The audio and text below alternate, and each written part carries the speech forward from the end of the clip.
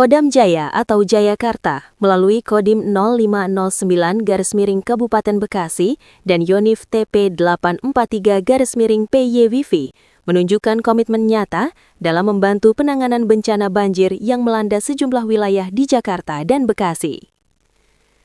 Sejak terjadinya banjir akibat curah hujan tinggi, Kodam Jaya bersama unsur Forum Koordinasi Pimpinan Daerah atau Forkopimda serta instansi terkait bergerak cepat melaksanakan langkah-langkah tanggap darurat Jumat 23 Januari 2026.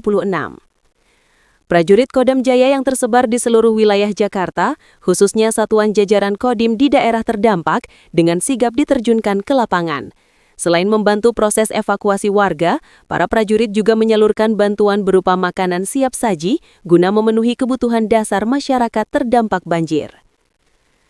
Sementara itu di wilayah Bekasi, prajurit Yonif TP 843 PYWV Kodam Jaya bersama Babinsa, masyarakat setempat, serta unsur terkait lainnya bahu-membahu melaksanakan penanganan tanggul sungai yang jebol di Desa Pantai Bakti, Kecamatan Muara Gembong, Kabupaten Bekasi. Jebolnya tanggul tersebut mengakibatkan banjir yang merendam permukiman warga.